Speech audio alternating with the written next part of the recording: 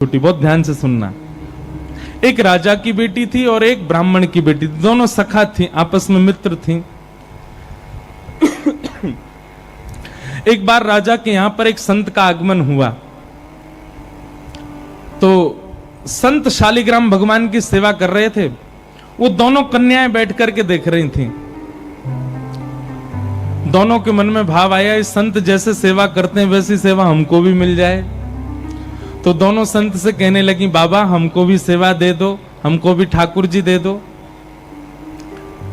तो संत ने मन में विचार किया, छोटी छोटी कन्याएं, ये क्या जाने असली नकली क्या होता है। उन्होंने शालिग्राम जैसे दिखने वाले चिपटे 2 पत्थर लिए और दोनों कन्याओं को दे दिए। दोनों कन्याएं बड़ी प्रसन्न हो गईं, बोले वाह हमको ठाकुर जी मिल गए। दोनों ने गुरुजी से पूछा, गुरुजी इनका नाम क्या रखें? तो गुरुदेव ने कहा, तुमको जो प्रिय लगे वो नाम रखो इनका। तो कन्याएं जो वो बड़े चिकने से पत्थर थे, तो एक आध बार हाथ से फिसल गए। तो एक कन्या ने कहा, बोले इनका नाम रखते हैं सिलपिल्ले भगवान। कौन से भगवान? और दोनों ने अपने ठाकुर जी का नाम रख दिया सिलपिल्ले। ये कोई ऐसी कथा नहीं, भक्तमाल जी में कथा है ये। तो सिलपिल्ले भगवान, दोनों कन्याओं के सिलपिल्ले भगवान हो गए। अब दोनों कन्याओं के साथ में कैसी घटना घटी? तो जो ब्राह्मण कन्या थी, जो थोड़ी बड़ी हो गई, सिलपिल्ले भगवान की सेवा करती थी, उसके 2 भाई थे। दोनों भाइयों में विवाद हो गया, दोनों भाई अलग अलग रहने लगे। एक दिन विवाद के कारण बड़े भाई ने छोटे भाई के घर में आकर के लूट मार करी, उसको मार पीटा और घर का सारा सामान हड़प के ले गया। उसी सामान में बहन के सिलपिल्ले भगवान भी ले गया। और बहन तो बेचारी रोने लगी, उसके तो ऐसे प्राण हो गए मानो बस अब जीवित ही नहीं रह पाएगी ठाकुर जी के बिना। रोने लगी, भैया से कहने लगी, भैया बोला पूरा घर लुट गया, उसकी तुझको चिंता नहीं, वो तेरे पत्थर के भगवान खो गए उनके लिए रो रही है। बोले वो पत्थर नहीं है, मेरे प्राण है, मेरे जीवन है, वो नहीं मिले तो मैं प्राण निकल जाएंगे मेरे। बोले जा, किसी और ने थोड़ी लूटा, बड़ा भाई है हमारा, जाके मांग ले, दे दे। तो बहन अपने बड़े भाई के घर गई और बड़े भाई से जाके कहा, भैया कुछ मत दो, सब रख लो अपने पास, पर मेरे सिलपिल्ले भगवान। अब सिलपिल्ले नाम सुनते ही सब हंसने लगे वहां पे। और जितने भी उसके भाई के साथ, वो तो गुंडा प्रवृत्ति का था, उसके साथ में जितने भी लोग सब हंसने लगे। अच्छा क्या नाम तुम्हारे ठाकुर जी का? बोले सिलपिल्ले भगवान। और जोर से हंसे। भैया मेरे भगवान दे। बोले अंदर सारा सामान पड़ा है, तू जाके अपने आप ढूंढ ले ठाकुर जी कहां हैं। अंदर जाने लगी तो एक जो उसके भाई का पूरा गैंग था, उसमें से एक बोला, अगर तेरी इतनी भक्ति है कि तू अपने भगवान के बगैर नहीं रह पा रही, तू यहीं खड़ी खड़ी बुला ले, तेरे ठाकुर जी अपने आप ही निकल के आ जाएं।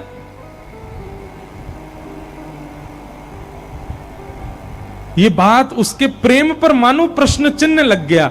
वह भी मन में सोचने लगी, मैं बचपन से सेवा कर रही हूं सिलपिल्ले को, कभी अपने हृदय से दूर नहीं करती, पर आज इसकी बात से मुझको ऐसा लग रहा है कि मैं तो प्रेम करती हूं, पर वो प्रेम करते हैं कि नहीं, आज उसका भी पता चल जाए।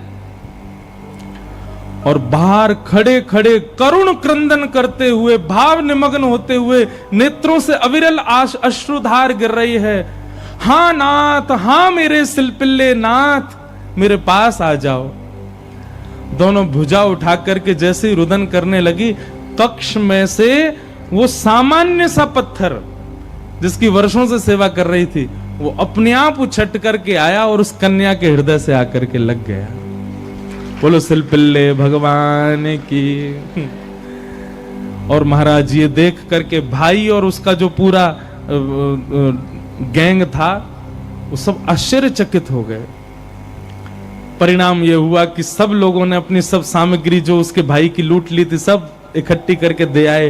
बोले भैया हम तो ऐसी समझते थे, पर आज वास्तव में हमने भक्ति का दर्शन किया। अब राजकन्या जो थी, उसके सिलपिल्ले भगवान, उनके साथ कैसी घटना घटी? कन्या का विवाह हुआ और जिस पुरुष के साथ में विवाह हुआ वो किसी भी रूप से भक्त नहीं था, ना वो भक्त था ना उसका परिवार भक्त था। कन्या ने विवाह के लिए मना तो किया पर माता पिता नहीं माने, विवाह कर दिया। अब वो तो बस अपने सिलपिल्ले भगवान को हृदय से लगा के रहे, बोले कि मुझे पता है ये मेरा पति और ये परिवार पूरा जो है ये बिल्कुल भी भक्ति भाव इनके चित्त में नहीं है, पर नाथ बस आप मेरे साथ रहोगे तो मैं पूरा जीवन निकाल लूंगी। अब जिससे उसका ब्याह हुआ था वो तो काम क्रोध लोभ मोह सब था उसके अंदर, वो तो इसी कारण से विवाह कर रहा था, भोग वृत्ति थी उसकी। लेकिन कन्या के चित्त में यह भाव था कि भाई ये वैष्णव नहीं है, इसको तो मैं स्पर्श भी नहीं करने दूं अपना।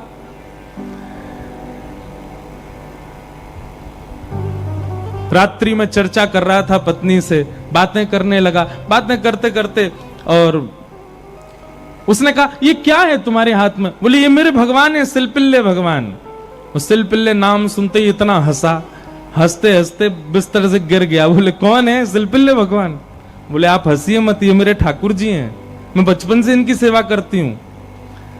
अच्छा ठीक है, रखो इनको अपने पास। लेकिन वो उनको दूर करना चाह रहा था, बार बार लेकर के हटाना चाह रहा था। और वो राजकन्या कस के पकड़े, बोले नहीं आप इनको मुझसे दूर मत करो, ये मेरे प्राण है, ये अगर दूर हुए तो मैं प्राण त्याग दूंगी। एक दिन, 2 दिन, 4-5 दिन बीत गए, लेकिन वो ऐसे ही रहे, सिलपिल्ले भगवान को हृदय से लगा के रहे। उसका यही था कि मैं पूरा जीवन इनके साथ नहीं रह सकती, पर आप रहोगे तो मैं रह लूंगी।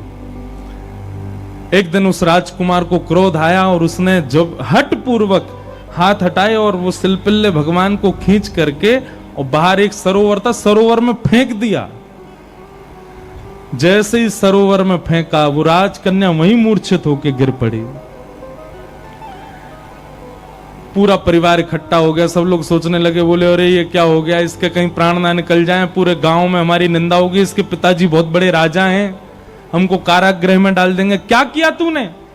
बोले कुछ नहीं, पत्थर लगाए बैठी रहती थी, मैंने फेंक दिया तो नाटक कर रही है मूर्छा की।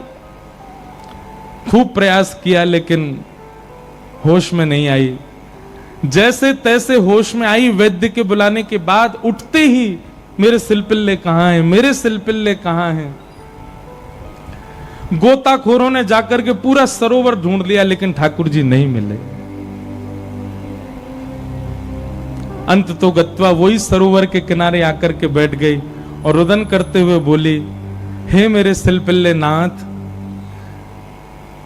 यदि मैंने वास्तव में बाल्यकाल से आपको अपना प्रियतम मान करके भेजा हो, आपकी निष्ठा से सेवा की हो, तो आप कृपा करके मेरे पास आ जाना। और यदि आप मेरे पास नहीं आए तो मैं एक क्षण और चिंतन नहीं करूंगी, तुरंत अपने प्राणों का परित्याग कर दूंगी। उसका पूरा परिवार खड़े होकर के देख रहा था। जैसे ही उसने कहा कि हे नाथ, यदि आप नहीं आए तो मैं प्राण त्याग दूंगी, ये बात कहते ही हाँ नाथ, हाँ नाथ, हाँ नाथ करुण क्रंदन करने लगी। तुरंत सरोवर में से अपने आप सिलपिल्ले भगवान निकल करके आए और उसकी छाती से आकर के लग गए। और ये दृश्य देख करके परिवार पूरा जो था वो तो नतमस्तक हो गया और उस कन्या को वापस उसके घर ही छोड़े आए। बोले भैया ये इतनी ऊंची श्रेणी नहीं है हमारी कि हम इसके साथ रहें, हमसे अपराध बनेगा यदि हम इनको अपने पास रखेंगे तो। ये तो हमारी कोई गुरु स्वरूपा है। प्रीति, अरे सामान्य से पत्थर को उन्होंने भगवान मान लिया और ठाकुर जी उसमें भाव। जरूरी नहीं है कि धातु प्रधान होता है, जरूरी नहीं है कि कोई वस्तु विशेष। ये बात आप बहुत ध्यान से सुनिएगा। कई लोग भेद मानते हैं, अपने लड्डू गोपाल को सामान्य समझते हैं, वृंदावन बिहारी लाल को विशेष समझते हैं। उनको लगता है मंदिर में जो बिहारी जी बैठे हैं ये विशेष हैं, हमारे संग जो डलिया में डोल रहे हैं ये इतने विशेष नहीं है। क्यों?